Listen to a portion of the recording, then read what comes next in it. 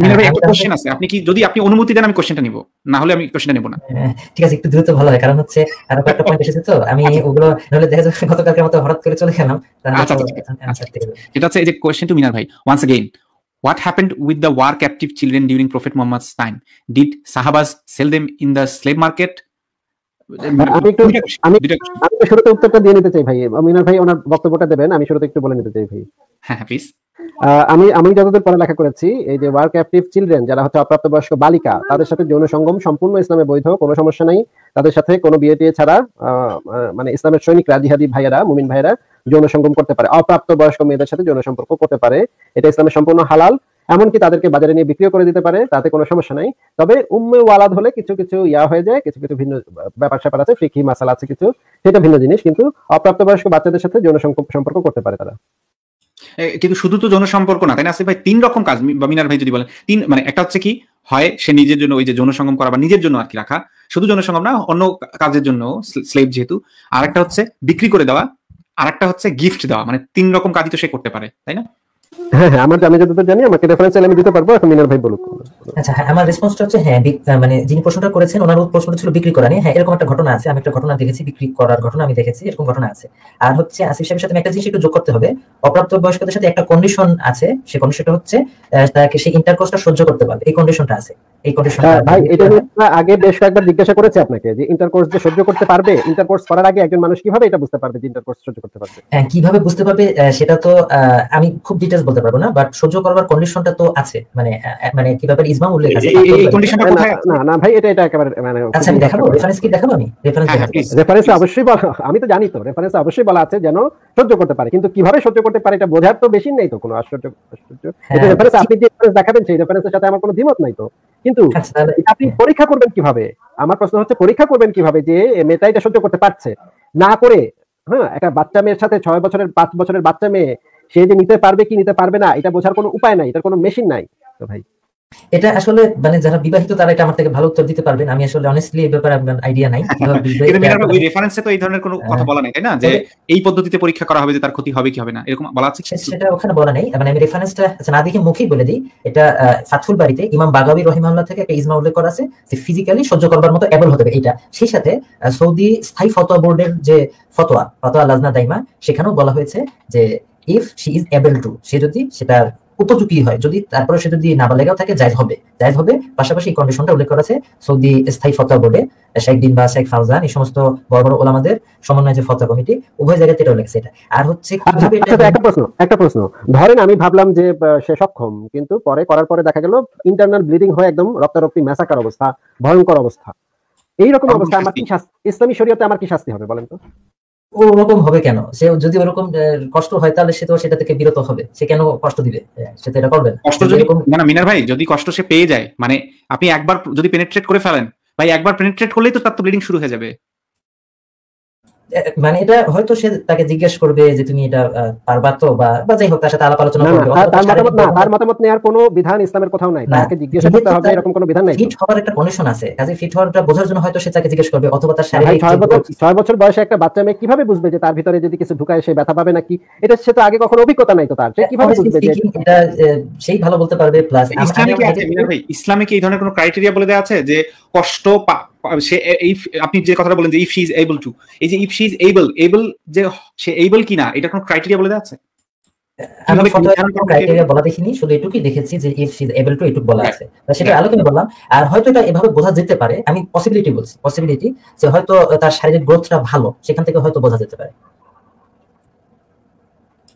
আচ্ছা, আমি একটা জিনিস দেখাতে চাচ্ছি যে এটা হচ্ছে ফতোয়ায়ে আলমগীরি, আপনারা নিশ্চয়ই এটা নাম শুনেছেন।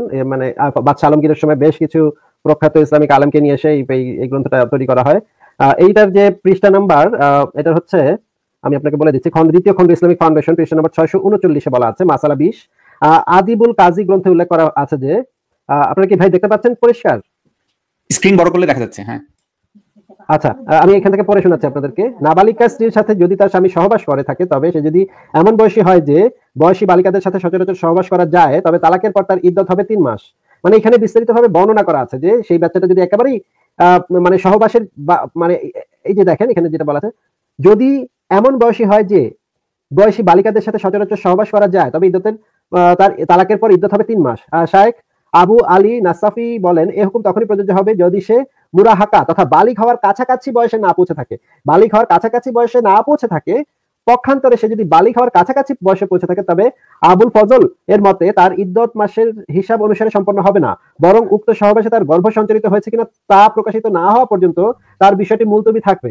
এখানে কিন্তু পরিষ্কারভাবে বলা আছে যে মানে সেরকম বালিগ অবস্থায় যদি অনেক দূরে থাকে, বালিগ অবস্থাটা যদি অনেক দূরে থাকে, মানে আরো ছোট, মানে ধরেন 5-6 বছর বয়সী যদি হয়, তাদের বেলায় ইদ্যত কি হবে সেটাও কিন্তু ফতোয়া আলমগীরিতে বর্ণনা করা আছে।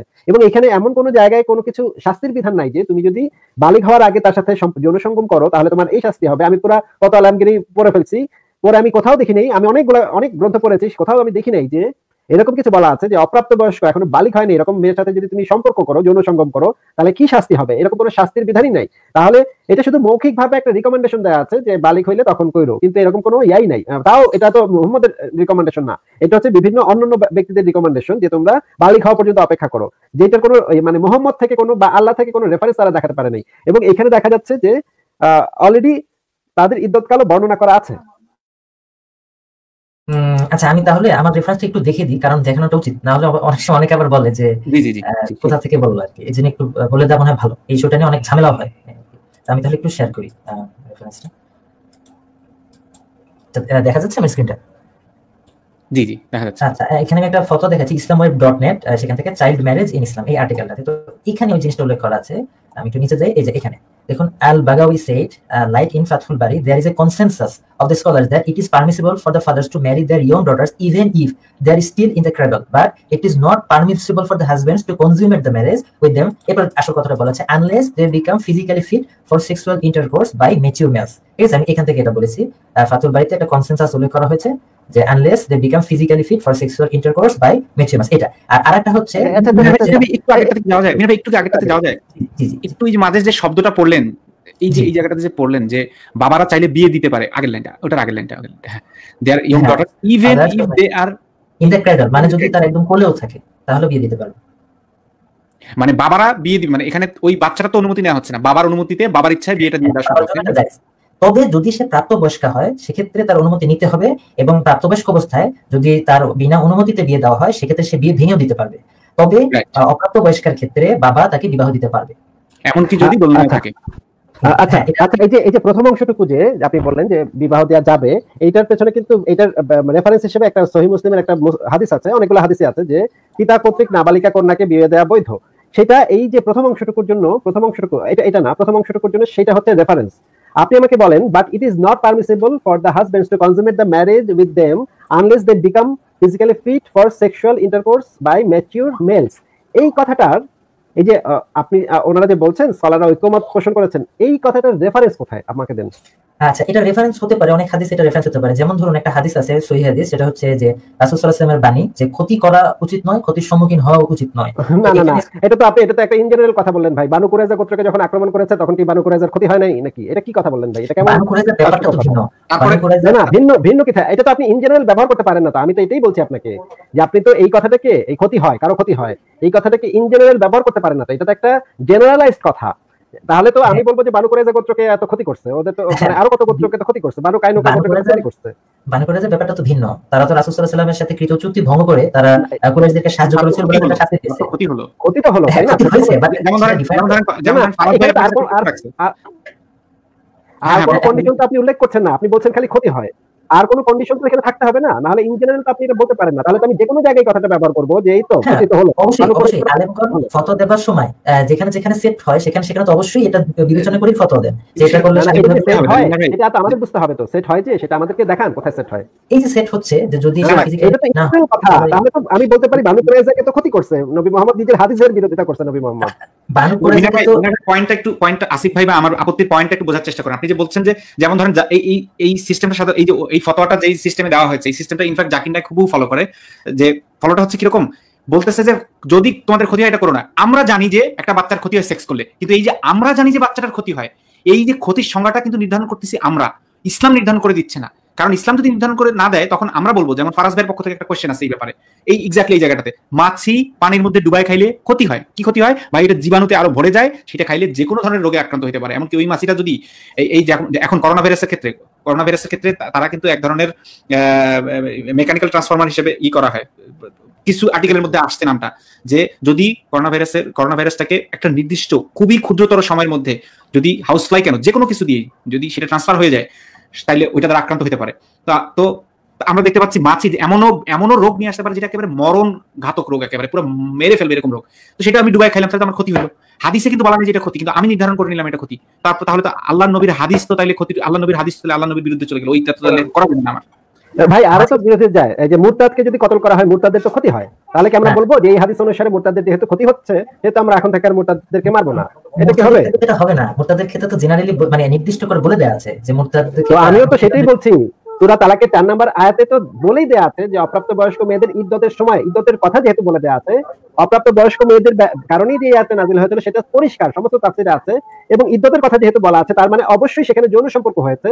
আর যৌন সম্পর্কের কথা তো যদি বলাই হয়ে থাকে তাহলে যে ক্ষতি হয় সেটা তারা কথা বলে নাই যে এই অপ্রাপ্ত বয়স্ক মেয়েদের সাথে যৌন সম্পর্ক হলে ক্ষতি হবে। আচ্ছা, তাহলে কি মিনার ভাই আসিফের কথা অনুযায়ী তাহলে কি ওই সূরা তালাকের ওই 4 নম্বর আয়াতটাতে যেটাতে বলা হচ্ছে যে অপ্রাপ্ত বয়স্কদের ক্ষেত্রে 3 মাস, তাহলে কি আল্লাহ ক্ষতিকর জিনিসটাকে পারমিশন দিয়ে দিচ্ছে? মানে আমি যেটাকে ক্ষতি বলছি বা সলাররা যেটাকে ক্ষতি বলছে, আল্লাহ তাহলে ওইটার পারমিশন কোরআনে দিয়ে দিচ্ছেন না ভাই? মানে আল্লাহ এটা বুঝে নাই সূরা তালাকের 4 নম্বর আয়াত নাযিলের সময় আল্লাহ পাক বুঝতে পারে নাই যে এখানে ক্ষতি হতে পারে, সে তো বলে দেওয়ার কথা এখানে। আচ্ছা মাতো ভাই সূরা তালাকের 4 নম্বর আয়াত এবং তার তাফসীরটা একটু স্ক্রিনে দেখেন প্লিজ।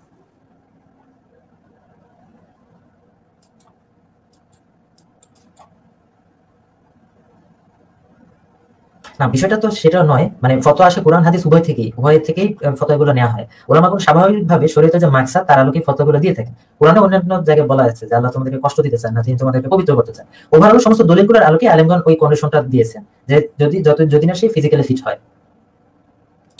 কিন্তু তারা যেই রেফারেন্সটা থেকে দেখিয়েছে ওটা একেবারে তোমরা ক্ষতির কাছে যেও না, এই যে ক্ষতি, এই ক্ষতিটা যদি না বলে দেওয়া হয় তাহলে সেটাকে আমরা যদি ধরে নেই ক্ষতি, একইভাবে আমাদের জাস্ট একটা ডিগ্রি নাই, আমরা জাস্ট আল আজহার বিশ্ববিদ্যালয়ে পড়াশোনা করিনি, এই কারণে আমরা যেটাকে ক্ষতি বলে ডাকছি সেটাকে আপনি ক্ষতি বলবেন না, একেবারেই বায়াসড হয়ে যায় কিন্তু মিনার ভাই, তাই না?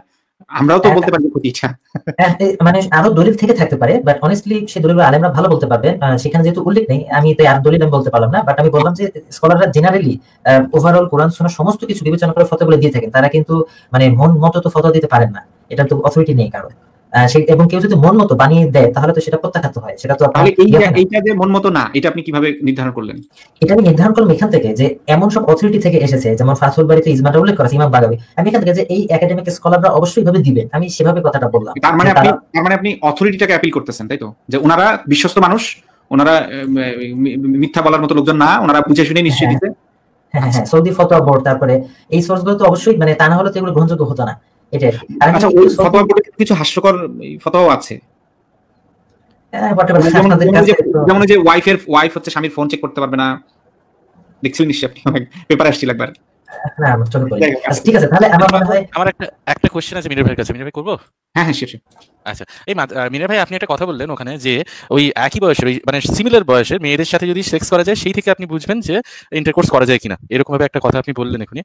একটা কথা ধরুন হচ্ছে 2-3টে এরকম কেস পাওয়া গেছে যেখানে 5 বছরের একটা মেয়ে 6 বছরের একটা মেয়ে প্রেগনেন্ট হয়েছে, যদিও রেয়ার কেস, কিন্তু এরকম কেস পাওয়া গেছে। তার মানে কি আপনি ধরে নেবেন যে একটা 6 বছর বা 5 বছরের একটা মেয়ের সাথে যৌন সম্পর্ক করা যায়? আসলে সেটা তো রেয়ার কেস। আমি সাধারণভাবে যেটা দেখবো যে একটা সমাজে, মানে ইসলাম তো সমাজের প্রচলিত উর্ফ বা প্রথা, সেটা যদি শরীয়তের সাথে সাংঘর্ষিক না হয় ইসলাম সেটাকে অনুমোদন করে। আমি যেটা দেখবো যে আমার জাতিগোষ্ঠী, তার মানে সেই জাতিগোষ্ঠীর শারীরিক গ্রোথটা কিরকম, এখানে কিরকম প্রচলিত আছে। যেমন ধরুন 4টা বিবাহ করা কিন্তু হালাল, সম্পূর্ণরূপে হালাল, কিন্তু আমাদের সমাজে জিনিসটা সেভাবে প্রচলিত নেই। ঠিক আছে, একটা বিয়ে করাও হালাল, সেক্ষেত্রে অবশ্যই আমি এটাকে প্রাধান্য দিব যেটা আমার সমাজের সাথে যাচ্ছে, প্লাস ইসলামে যেটা সম্পূর্ণভাবে হালাল। অবশ্যই এই সমস্ত জিনিসগুলো বিবেচনা থাকবে। একইভাবে যে আপনি যে বয়সটার কথা বলেছেন যে একটা 6 বছর বয়সী বাচ্চা, আমার নিজের কাছেই মানে জিনিসটা ইয়া না, মানে এত ছোট বাচ্চা আমার এমনিতে বিয়ে করার কোনো ইচ্ছা নাই, এমনিতে আমি এটা করবো। কিন্তু আমার প্রশ্ন হচ্ছে, কেউ আপনার আশেপাশের কোনো একজন বয়স্ক লোক যদি 6 বছরের মেয়েকে বিয়ে করে, সেই লোক সম্পর্কে আপনার ধারণাটা কি হবে? এক্স্যাক্টলি, দ্যাট ইজ ভেরি সম্পর্কে আমি কোনো নিন্দা করবো না, কারণ তিনি যেটা করেছেন সেটা হালাল কাজ। আচ্ছা, হালাল কোন মতে? ওই ইসলাম মতে। কি অবস্থা, এরকম রিলিজিয়ন নাকি? এবং যদি যৌন সঙ্গম করে এবং সেই স্বামী যদি দাবি করে যে আমার ওয়াইফ সম্পূর্ণ সক্ষম, কোনো সমস্যা হচ্ছে না তার, এবং আপনার ওয়াইফ যেহেতু ছোট বাচ্চা মেয়ে, তাকে নিশ্চয়ই একটা চকলেট ধরা দিয়ে বলছে ঠিক আছে মানে খাইতে থাকো, সে এটা নিয়ে তেমন একটা আপত্তি করে নাই, এবং ভিতরে কি ঘটছে আপনাকে তার বলবে না, তাহলে তো আপনার তো কোনো সমস্যা নেই এই বিষয়টা, কি মিনা ভাই? না, আমার কোনো সমস্যা নেই। ওয়াও ভাই, মানে খুব, আমি তোমার মাতবর ভাই, আমি একটু দেখে যাচ্ছি, 5 মিনিট পরে আসতেছি। আচ্ছা ঠিক আছে, আপনি আসেন, আমরা শ্রোতাদের হাতে ব্যাপারটা ছেড়ে দিলাম। আসলে সত্যি বলতে আমরা কিছু বলার নেই, আমার সত্যি খুব খারাপ লাগে পুরো আলোচনা থেকে। আমার মিনার ভাইয়ের উপর কোনো রাগ নেই পার্সোনালি, কিন্তু ওভারঅল যিনি ডিসকাশন যেগুলো করলেন আমার খুবই খারাপ লাগে নিজের মধ্যে, সত্যি কথা বলতে গেলে। ইট ইজ নট দ্য ওয়ে। এরকম ভাবে হালাল বলে দিলেন তুমি করে একটা, আমি ভাবতে পারছি না। আচ্ছা অমিত ভাই, আমি একটা জিনিস একটু বলি, হ্যাঁ আমার মনে হয় জিনিসটা বলা দরকার। মানে আমি সত্যি কথা বলতে, আমি যে কাজটা করি সেটা হচ্ছে, আমি হচ্ছে একজন ডাকপিয়ন। হ্যাঁ, আমি ইসলাম কোরআন এবং সুন্নাতে যে কথাগুলো আছে আমি সেটা প্রিচ করি, এবং এই কথাগুলো প্রিচ করে হচ্ছে ইসলামের শ্রেষ্ঠ স্কলাররা যেভাবে জিনিসগুলোকে এক্সপ্লেইন করেছেন সেভাবে আমি প্রিচ করি। মানে ইসলামের সঠিক মতটা তুলে ধরাই আমার কাজ, আমি একজন দায়ী। তো অনেক সময় অনেকের একটা অ্যাপ্রোচ থাকে এরকম, যে যারা বিপক্ষে যারা আছে অথবা যারা অডিয়েন্স আছে, তারা যেভাবে শুনতে পছন্দ করে অথবা যে কোনো উপায়ে জয়ী হয়ে যেতে চায়, অডিয়েন্স যাতে তাকে বিজয়ী ভাবে, এরকম অ্যাপ্রোচ নিয়ে অনেকেই দেখা যায় অমুসলিমদের সাথে লাইভে আসে, ডিবেট করে অথবা ডায়ালগ বা ডিসকাশন যেটা হোক আসে। আমার অ্যাপ্রোচ সেটা না। আমার অ্যাপ্রোচ হচ্ছে, আমি জাস্ট একজন ডাকপিয়ন। আমার কাজ একটাই, সেটা হচ্ছে ইসলামের বাণীটাকে পৌঁছে দেওয়া। মানুষ সেটাকে গ্রহণ করলো কি না করলো সেটা তাদের ব্যক্তিগত ব্যাপার। আমি শুধুমাত্র ইসলামে যেটা আছে সেটাই আমি বলে যাই, এটাই হচ্ছে আমার কাজ। মানে যে কোনো উপায়ে প্রতিপক্ষকে নাস্তানাবুদ করা, এটা হচ্ছে যারা ইলমুল কালামের অনুসরণ করে তাদের কাজ, আমি সেটা করি না। আমার কাজ হচ্ছে আমি আসার বা আমি নুসুস মানে কোরআন সুন্নাহর যে টেক্সট সেটাকে আমি তুলে ধরি, এবং নবী রাসূলগণ এটাই করতেন, এটাই নবী রাসূলদের মিশন ছিল, নবী রাসূলদের যারা সহচর ছিলেন তাদেরও মিশন ছিল, আমার মিশনটা সেম।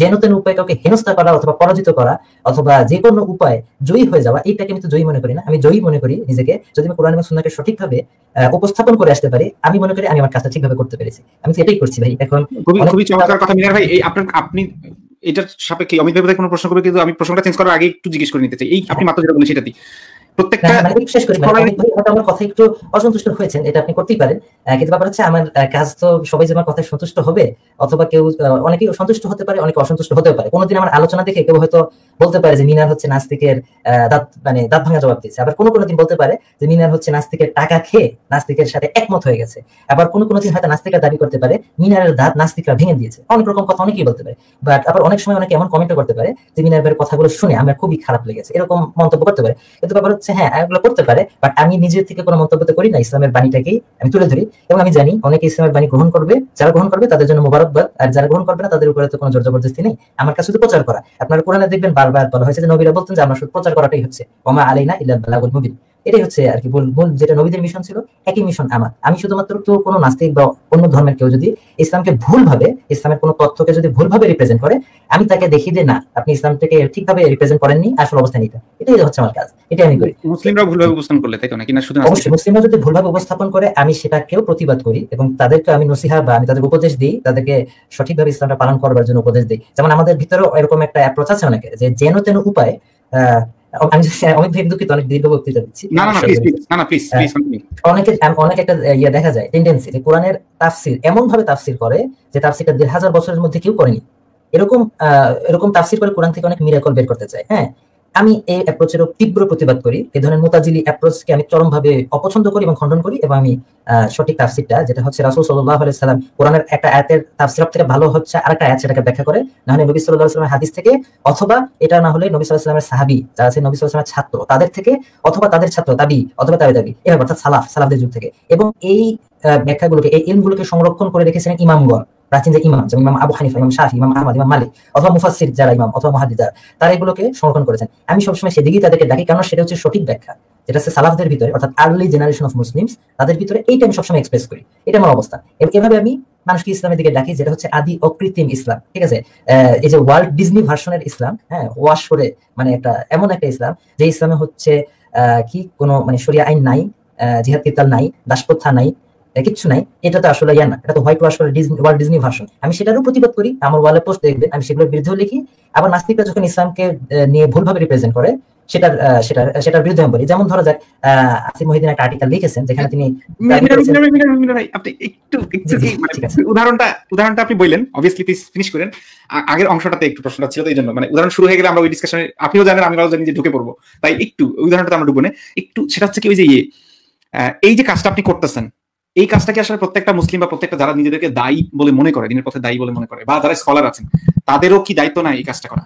অবশ্যই আমি মনে করি প্রত্যেকটা মসজিদের মিম্বর থেকে সালাফে সলেহিনদের প্রচারিত বিশুদ্ধ আকীদা মানহাজকে বর্ণনা করা উচিত, কোনো প্রকারের ঘুরানো পেঁচানো কথা বাদ দিয়ে, যেটা নবী সাল্লাল্লাহু আলাইহি ওয়াসাল্লাম থেকে এসেছে, সাহাবীদের থেকে এসেছে বিশুদ্ধ আকীদা, সেটাই বর্ণনা করা উচিত। আমি এটা মনে করি যে প্রত্যেকেরই করা উচিত, প্রত্যেকেরই বিশুদ্ধ আকীদা অনুসরণ করা উচিত। ওয়ার্ল্ড ডিজনি ভার্সনের আমেরিকান ইসলাম, মডারেট ইসলাম কারো পালন করা উচিত না, এটা আমার একদম স্পষ্ট বক্তব্য। আচ্ছা, সেই ক্ষেত্রে দেখা যাচ্ছে আমরা একটা টেন্ডেন্সি দেখতে পাচ্ছি, যেমন ধরেন আজকে আপনি যে কাজটা করলেন না, সেটা হচ্ছে ওইটার কারণটা আপনি কিন্তু বলে দিলেন যে আমার ব্যক্তিগত মত হচ্ছে হয়তো এইভাবে নির্ধারণ করা যেতে পারে, ইসলামে কোন মত আছে আমার জানা নেই। এই কাজটা না করে এই অ্যাপ্রোচটা তো অবভিয়াসলি ইসলামিক। আমার খারাপ লেগেছে সত্যি কথা, আমি নিজে থেকে কোনো মত দিতে পছন্দ করি না। আমি পছন্দ করি কোরআন এবং হাদিসে যতটুকু বলে ততটুকু সীমাবদ্ধ থাকতে পছন্দ করি। ওটা আমি বলেছি খুব কষ্টে, মানে আমি নিজে থেকে কোনো মত দিতে চাই না ইসলামের ব্যাপারে। তাহলে এই যে কাজটা আপনি আজকে যেটা করলেন, প্রশংসনীয় কাজটা, মানে আপনি তো আপনার ব্যাপারে যেহেতু অনেস্টলি বলছেন, সেই ব্যাপারে প্রশংসা। আপনার কথাবার্তা হলো প্রশংসনীয় না, যদিও কিছু কথা একটু অবভিয়াসলি আপনি বুঝতেছেন আমাদের কাছে একটু কষ্ট লাগছে। তো সেটা হচ্ছে আমরা দেখতে পাচ্ছি দিনের পথে দায়ী ভাইয়েরা, বোনেরা কম, কারণ বোনদেরকে দেখা যায় না সাধারণত, ভাইয়েরা আর কি, তারা যেটা করছে এই ক্ষেত্রে আজকে এই সিচুয়েশনটাতে তারা হলে যেটা করতো, অনেকেই আর কি, তারা সবাই বলবো না, অনেকেই আছে, তারা কি করতো, কারণ একটা বিজ্ঞান থেকে খুঁজে আনতো। একটা রিকোয়েস্ট, মানে প্লিজ মানে আমি যখন মানে অন্যদের কিছু প্লিজ বলেন না, এটা আমার একটা রিকোয়েস্ট। আচ্ছা, কারণ কি দরকার, আমাকে যত ইচ্ছা সমালোচনা করেন, আমাকে একদম দাঁত ভেঙে দেন, কিন্তু অন্য কারো ব্যাপারে প্লিজ বলেন না, এটা আমার একটা মিনতি। একদমই সত্যি, প্রমিস, না বলবো না, অন্য কাউকে পচিয়েন না প্লিজ, আমাকে পচান। ঠিক আছে, ইসলামকে পচিয়েন না, মুসলিমদেরকে পচিয়েন না, আমাকে ইচ্ছা মতো পচান। আচ্ছা ঠিক আছে, মানে আমি কারণ নাম বলবো না, গ্যারান্টি দিচ্ছি। আমি বলতে চাচ্ছি যে একটা অ্যাপ্রোচ আছে, ঠিক আছে, আমি তারা শব্দগুলো আর ইউজ না করি, আমি অ্যাপ্রোচ শব্দটা ইউজ করি। আপনার একটা অ্যাপ্রোচ আমরা দেখলাম, আর একটা অ্যাপ্রোচ আছে, সেই অ্যাপ্রোচটা হচ্ছে কি, একটা কারণ নিজে থেকে বের করা বা খুঁজে আনা, বিজ্ঞান থেকে খুঁজে আনা, তারপরে দর্শন থেকে খুঁজে আনা, তারপরে হচ্ছে ধরেন বিশ্বাস থেকে খুঁজে আনা, স্ট্যাটিস্টিক্স থেকে খুঁজে আনা, 10 জনের ঐক্যমত থেকে খুঁজে আনা, এনে সেই কারণগুলোকে প্রতিষ্ঠা করে সেই কারণগুলো আমাদের সামনে তুলে ধরা এবং আমাদেরকে, ওই যে আপনি যেমনটা বললেন, আমাদেরকে হচ্ছে পরাজিত করা। এই যে অ্যাপ্রোচটা তো আসলে একটা ভুল, এবং মানে এটা কি ইসলামের জন্য একটা ক্ষতিকর অ্যাপ্রোচ মনে হয় আপনার কাছে? অবশ্যই আমি এখানে একটা জিনিস না বললেই নয়, আমাদের এটা জানা উচিত সবার, সেজন্য বলছি যে আপনারা অবশ্যই জানেন মুতাজিলা মুভমেন্টের কথা, যেটা হচ্ছে ইসলামের অনেক মোটামুটি প্রাচীন যুগে, মানে মুভমেন্ট বলে এটাকে আমরা ফিতনা বলি, মুতাজিলা ফিতনা। এটা হচ্ছে ইমাম আহমদ ইবনে হাম্বল রাহিমাহুল্লাহ, যিনি ইমামে আহলুস সুন্নাহ হিসেবে পরিচিত, তার সময় এই ফিতনাটা কিন্তু হয়েছিল। এবং এরা কি করতো, এবং এদের যে অ্যাপ্রোচটা ছিল এটার সাথে আধুনিক যুগে অনেক মিল আছে, এই কারণে এদেরকে বলে নিও মুতাজিলা অনেক সময় বলা হয়। এই অ্যাপ্রোচটা হচ্ছে যে তারা কি করতো, যেটা আকল, তাদের যেটা মনে হচ্ছে সেইটা যদি দেখে যে এটার মনে হচ্ছে যে কোরআন সুন্নাহ, মনে হচ্ছে যে এটা ভালো লাগতেছে না, সহজ কথায় তারা দেখাতে, ঠিক আছে এটা বাদ। যেমন মুতাজিলারা, তাদের কাছে মনে হতো যে তাকদির যদি থাকে, তাকদির বলে যদি কিছু থাকে, তাদের কাছে মনে হতো যে তাহলে গড তো তাহলে জাস্ট হন না, ন্যায় বিচারক হন না, মুতাজিলাদের মনে হতো এটা। তো এই কারণে তারা তাকদিরকে অস্বীকার করতো। একটা উদাহরণ দিলাম, মানে কাদারিয়াদের মতো তারাও তাকদিরকে অস্বীকার করতো। এরকম আরো অনেকগুলো ভাবে যে কোরআন সুন্নাহয় সরাসরি যে কথাটা আছে, যেমন এরকম অনেক উদাহরণ দেওয়া যায়। তারা বলতো কোরআন আল্লাহর কালাম না, এটা নিয়ে ইমাম আহমদ ইবনে হাম্বলের সাথে তাদের তো একটা মানে মতবিরোধ হয়েছিল, এবং ইমাম আহমদ ইবনে হাম্বলকে নিষ্ঠুরভাবে, নির্মমভাবে অত্যাচার করা হয়েছে, 2 জন মুতাজিলা খলিফা ব্যক্তি। পরবর্তীতে ইমাম আহমদ ইবনে হাম্বল সমস্ত নির্যাতনের ভিতরেও তিনি একটা কাজ করেছেন, বলছেন তাকে তো মানে চাবুক পেটা করা হতো, তাকে অজ্ঞান হওয়ার আগ পর্যন্ত পেটানো হতো মুতাজিলা খলিফা নির্দেশে। যখন তার জ্ঞান ফিরত তখন তাকে বলা হতো যে বলো, তুমি স্বীকার করো যে কোরআন হচ্ছে সৃষ্ট বস্তু, মাখলুক, এটা আল্লাহর কালাম, মানে চিরন্তন কালাম, এটা না। তখন তিনি কোনো মতে বলতেন যে কোরআন সুন্নাহ থেকে একটা দলিল দাও, ঠিক আছে, তার কথা হচ্ছে কোরআন সুন্নাহ যেটা আছে ওইটি। তারা তখন দলিল দিতে না পেরে তাকে মারতো, এবং মুতাজিলা যারা কাজী ছিল তারা বলতো এই মুশরিককে মৃত্যুদণ্ড দিন, এর দায় আমাদের। তো যাই হোক, শেষ পর্যন্ত ওই 2 খলিফার পরে বিশুদ্ধ আকীদার একজন খলিফা এসে তাকে মুক্ত করলেন। আমার অ্যাপ্রোচটা ইমাম আহমদ ইবনে হাম্বল রাহিমাহুল্লাহর যে অ্যাপ্রোচ, যেটা ইমামদের এবং সালাফদের অ্যাপ্রোচ, সেটাই আমি জাস্ট কোরআন সুন্নাহটা তুলে ধরি, ব্যাস, এর বেশি কিছুই না। তো হ্যাঁ, আপনি যেটা বলছিলেন, আচ্ছা সরি প্রশ্নটা ভুলে গেছি, আবার একটু যদি মনে করেন। এই যে অ্যাপ্রোচটা ইসলামে কি আছে সেটা না তুলে ধরে ব্যক্তিগত মত, এর এখান ওখান থেকে টোকাই নেওয়া মত, বিজ্ঞান থেকে, দর্শন থেকে, এখান ওখান থেকে, এইগুলো যেই, যেমন ধরেন আপনার নবী যদি একটা এক্স নামক একটা বিধান দিয়ে গেছে, আমি ইচ্ছে করেই উদাহরণ দিচ্ছি না, উদাহরণ দিলে সেটা আমাদেরকে ঢুকে যেতে হবে। আচ্ছা, একটা উদাহরণ দিয়ে দিই, ধরেন মাসিক, কারণটা নবীজি যেটা বলে যায় নাই, আল্লাহ যেটা বলে দেয়নি, কোরআন হাদিসে যেটা আর কি বলে দেওয়া নেই, কারণটা আলাদা করে সেইটাকে নিজেরা খুঁজে খাজে কারণ তুলে আমাদের সাথে যুক্তিতে দেখাতে, এইটাই বেটার, এবং এইটাই কারণ, নতুন নতুন কারণগুলো উল্লেখ করছে, এবং সেই পদ্ধতিতে সেটাকে সঠিক বলে প্রমাণ করার চেষ্টা করছে, ভুল বলে প্রমাণ, এটা যে ভুল না, এটা যে বিজ্ঞানসম্মত, এটা যে যুক্তিসম্মত, সেটা তুলে ধরার চেষ্টা করছে। এই যে একটা অ্যাপ্রোচ, সেই অ্যাপ্রোচটা আর কি ইসলামের জন্যই কি ক্ষতিকর কিনা? আচ্ছা, এখানে একটা জিনিস বলবো, ইসলামে কিছু জিনিস আছে প্রশস্ত, হ্যাঁ, কিছু জিনিসের ব্যাপার প্রশস্ততা রাখা হয়েছে। তো যেসব বিষয় প্রশস্ততা রাখা হয়েছে সেখানে তো দুনিয়াবি যে বিষয়গুলো সেগুলো তো খুঁজে দেওয়ার অনুমতি দেওয়া আছে। যেমন রাসূল সাল্লাল্লাহু আলাইহি ওয়াসাল্লাম চিকিৎসা করতে বলেছেন, হ্যাঁ, চিকিৎসার ক্ষেত্রে তো নিজ যুগে প্রচলিত চিকিৎসা যেটা আছে সেটাতে সে নিতে পারবে। তারপরে ট্রাভেল বা অনেক ব্যাপার, কিছু কিছু জায়গায় প্রশস্ততা দেওয়া আছে। স্থানীয় যে সমস্ত উর্ফ বা প্রথা আমরা সাহাবীদের জীবন থেকে দেখতে পাই যে তারা যে সমস্ত নতুন নতুন অঞ্চলে গিয়েছেন, তো স্থানীয় যে উর্ফ বা প্রথা যেগুলো ছিল সেগুলো যদি ইসলামের সাথে সাংঘর্ষিক না হতো তারা সেটাকে সম্পূর্ণভাবে অনুমোদন করতেন এবং সেটার উপরে তারা কোনো প্রকার একটা বিধিনিষেধ নাই, যদি সেটা ইসলামের সাথে সাংঘর্ষিক না হয়। তবে যদি সে ইসলামের সাথে, তো আমি যেটা বলতেছি, যদি যেসব জায়গায় ইসলামী শরীয়ত প্রশস্ততা দিয়েছে সেসব জায়গায় তো খুঁজে নেওয়া যাবে। তবে হ্যাঁ, তবে এই পয়েন্ট, আপনার পয়েন্টের সম্মত এটা ছিল যে হয়তো ইসলামকে জাস্টিফাই করার জন্য অন্য কিছু ইউজ করা, কিন্তু যদি সেটা যেটা ইসলামে বলা নাই, হ্যাঁ, সেটাকে যদি আমি একটা উদাহরণ দিলে মনে হয় আরো ভালো হয়। যেমন ধরেন আমার খুবই বিরক্ত লাগে জিনিসটা, কোরআন একটা আয়াত থেকে, আয়াতটা হচ্ছে, আয়াতে বলা হয়েছে যে আমি বৃষ্টিগর্ভ বায়ু প্রেরণ করি, হ্যাঁ, এরকম একটা, অথবা যে মেঘ, আকাশে মেঘ করে বৃষ্টি হয়, এটা আল্লাহ প্রাকৃতিক যে নিদর্শন যেগুলো সেগুলো দেখিয়ে বলেছেন যে তার উপরে যেন ঈমান আনা হয়। তো আমি দেখেছি একটা বইয়ের মধ্যে সেখানে এরকম বলা হয়েছে বৃষ্টিগর্ভ, অতবেদি ইথার প্রমাণিত হয়ে গেল, ইথার প্রমাণিত হয়ে গেছে। এইগুলো হচ্ছে ভয়ঙ্কর ব্যাপার, এগুলো হচ্ছে খুব বড় পাপের কাজ এইভাবে বানানো। আমরা কিন্তু পরে স্কুলে আমরা পড়েছি যে ইথার নিয়ে যে তথ্য ছিল সেটা বাতিল হয়ে গেছে। তো তাহলে কি হলো? কিছু হলো না, ঠিক আছে, ঘোড়ার ডিম হলো আর কি। তো আবার এরকম আরেকটা উদাহরণ, যেমন ধরেন ইসলামে দাসীর সাথে বিয়ে ছাড়া যে সঙ্গম করার বৈধতা যে দেয়া আছে, বিয়ে ছাড়া, সেটাকে তারা জাস্টিফাই করার জন্য কি করছে, বলছে না না না, ওইটাও এক ধরনের ওয়াইফ, ওইটাও এক ধরনের বউ, ওইটা হচ্ছে মাংস জবাই করা, আর একটা হচ্ছে ওইটা হচ্ছে মাংস জবাই না করে খাওয়ার মতো, ওটাও হালাল, ওইটাও ওয়াইফ, ওইটাও একদম ওয়াইফ, রাইট, ওইটাও একদম অধিকারভুক্ত। স্ত্রীর যা যা মর্যাদা, স্ত্রীর যা যা অধিকার, দাসীরও সেই অধিকার। এইভাবে যে এগুলো কথা বলতেছে, ওয়াইফ বলে পরিচয় করে দিচ্ছে দাসীকে, এই যে ইসলামকে সুগার কোটেড করলো ইসলামটাকে, এই যে অ্যাপ্রোচটা আপনি অলরেডি একটা ইয়া করছেন বিজ্ঞান ভিত্তিকটা, এটা হচ্ছে মোরালিটি ভিত্তিকটা, এইটাও কি একটা রাইট অ্যাপ্রোচ? এখানে একটা জিনিস, এখানে যে সমস্ত দাসীর সাথে যে সহবাস করা তা কিন্তু নয়, যে দাসীদের মধ্যে থেকে যাকে স্ত্রীর মতো গ্রহণ করা হয়, এখানে যে একটা, কেউ যদি বলে সে ফুল স্ত্রী তাহলে সে অবশ্যই ভুল করছে, কিন্তু যাকে সুরিয়া হিসেবে নেওয়া হয় তাকে, তার সাথে তো সহবাস বা স্ত্রীর মতোই আচরণ করা হয়। এবং কেউ যদি সহবাসটা, তাই তো, হ্যাঁ, সহবাসটা প্লাস স্ত্রীকে যেভাবে রাখবে সেভাবেই রাখবে, তবে কিছু পার্থক্য আছে। যেমন স্ত্রী তো স্বাধীনা নারী, সে স্বাধীনা নারী না। স্ত্রীর ক্ষেত্রে ইজাব কবুলের ব্যাপার আছে, দেন মাহরের ব্যাপার আছে, এখানে সেটা নাই। স্ত্রীর ক্ষেত্রে তালাকের ব্যাপার আছে, এখানে এই জিনিসগুলো ভিন্নতা আছে। কেউ যদি এই ভিন্নতা করে স্পষ্টভাবে উল্লেখ করে এবং যদি বলে যে এছাড়া তো তার সাথে স্ত্রীর মতোই আচরণ করবে, স্ত্রীর মতোই, এইভাবে যদি জিনিসটা ক্লিয়ার করে তাহলে এটা কোনো সমস্যা নেই। কিন্তু যদি কেউ বলে যে দাসী আর স্ত্রী একেবারে হুবহু এক, কোনো পার্থক্য নাই, অথবা ইসলামে দাসী বলে কিছুই নাই, তাহলে তো সে অবশ্যই ভুল করছে, তাহলে সে ঠিক বলেনি। কেউ যদি ক্লিয়ার করে বলে পুরো জিনিসগুলো তাহলে তো ঠিক আছে, তাহলে সমস্যা নেই, তাকে ক্লিয়ার করতে হবে। কেউ যদি কোনো দায়ী যদি কথা বলে তাকে জিনিসগুলো একদম ক্লিয়ার রাখতে হবে, কোনো জিনিস অস্পষ্ট বলাটা ঠিক না। হ্যাঁ, এক্স্যাক্টলি, যেমন ধরেন স্ত্রী সম্পত্তির ভাগ পায়, দাসী পায় না, যদি না তার সন্তান থাকে, উম্মেওয়ালাদ হয়, তখন অন্য একটা। তারপরে ধরেন স্ত্রীকে আপনি চাইলে আরেকজনের কাছে বিক্রি করতে পারবেন না, কিন্তু দাসীকে পারবেন। হ্যাঁ, এগুলো উল্লেখ করে দিতে হবে। তাহলে দেখেন পাঠ্যগুলো যদি উল্লেখ না করে শুধু বললো কি ওই বিয়ে করা আরেকজনকে বিয়ে করেন, এইটুকুই, বাকি সব সেম, সুগার কোটেড হয়ে গেল না? জিনিসগুলো ক্লিয়ার করা উচিত। তাহলে আমরা যে আলোচনাটা যে মুহূর্তে ছিলাম, আমি একটু রিক্যাপটা দিই আপনাদেরকে। আমরা সবার আগের যে অংশটাতে ছিলাম সেটা ছিল হচ্ছে সূরা তালাকের, আসিফ ভাইয়ের সাথে যে আলোচনাটা চলছিল সেটা ছিল হচ্ছে সূরা তালাকের 4 নম্বর আয়াতের তাফসিরে যাওয়ার কথা ছিল। এরপরে অমিত ভাইয়ের সাথে যে কথা ছিল, অমিত ভাই আপনাকে কিছু প্রশ্ন করছিল, বোধহয় পরবর্তী প্রশ্নের মাঝখানে আমি ঢুকে পড়েছি, বাম হাত ঢুকে ফেলছি, সরি।